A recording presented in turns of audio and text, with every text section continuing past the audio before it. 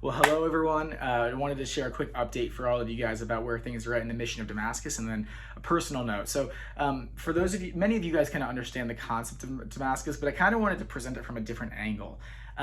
What we're doing in Columbus first, and broadly in America soon, is a new concept. We've in the church have always had retreats. We've always had even retreat centers. And we've always had retreats that happen for kids, like at the parish or in the Catholic school or whatever it is. But the idea of having a mission campus where students come in by the hundreds on a rotating basis multiple times a week, and they stay for at least 3 days, is a new model in the church, and it's staffed by dozens of missionaries, and we got like 60 full-time missionaries at Damascus plus another 70 staff. I'm a staff member, and so it's a fastly growing movement, and I think it's growing fast because it's an effective model. I mean, and I don't do this too often, at least not this year, but I was directing one of our retreats in Ohio, and just about a month ago, there was a senior girl who's an atheist and depressed, and the whole thing, and she came on the retreat and she felt loved and the whole thing, and sure enough, Saturday night, adoration, she's there, and she has this powerful encounter with the person of Jesus through the Eucharist, and she gives her life to Jesus, and well, the next day she wakes up, and she said in a testimony on stage the next day that she said that it was the first time in 5 years that she woke up and didn't feel sad or miserable. She was excited to get out of bed, and she had all these self-harm scars, on her arms, and she said that the one side, they were all gone, and she couldn't explain it, and she's just like, she started crying on the stage, and her other classmates from this Catholic school, they didn't believe, they can't give her a hug. Like, it was this amazing thing. And you see that, and you see a whole class of kids at a Catholic school who didn't believe in God, and now they do. Like, that's a big shift, and we see that all the time. So thank you for your support.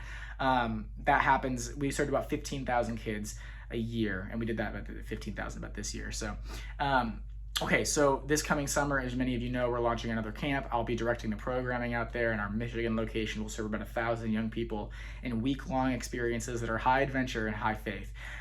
We'll serve another 1,000 in our camp in the Northwoods, which is in Wisconsin, Minnesota, and then another 5,000 in our main campus in Ohio. And the goal is to build camps that are the same size as Ohio, but all over the country, and then turn those into those mission campuses, which I was mentioning earlier, where kids who are not Catholic or not practicing can come in for those 3-day retreats, and they don't have their school funds or their parish funds, that kind of thing.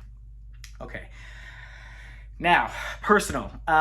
Many of you guys know that I've been wrestling with a call, or a perceived potential call to ministry that isn't just lay ministry, but it's ordained. And so ever since I was in high school, ever since I met Jesus at Steubenville East in 2011, I felt like I might be called to be a priest. And so I'm just going to go. I'm going to go to the seminary and see what happens. I'm joining a community. They're called the Companions of the Cross. They're actually mostly in Canada, and they're in Michigan, Texas, but they're expanding into the United States.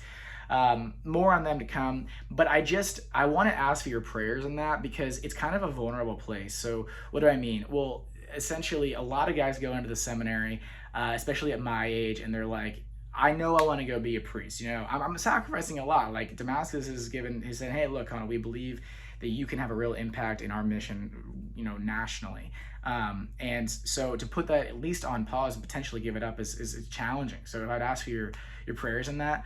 But the other thing is, I really don't know if I'm called to be a priest. Like, I'm just going to give it a try. I really am. And it's possible that within a few months I'm back at Damascus or doing something else. Now, if you've been supporting me financially, I want to say thank you so much. If you've been supporting me spiritually with prayers, I want to say thank you so much.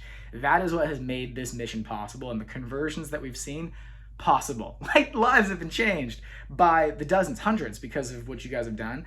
And so those gifts that will end in August as I transition in to the seminary. And so thank you so much for making this mission possible.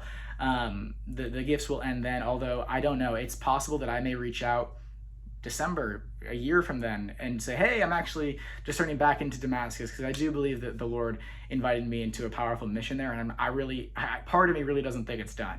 But at any rate, thank you so much for your support up till now. I ask you to continue praying.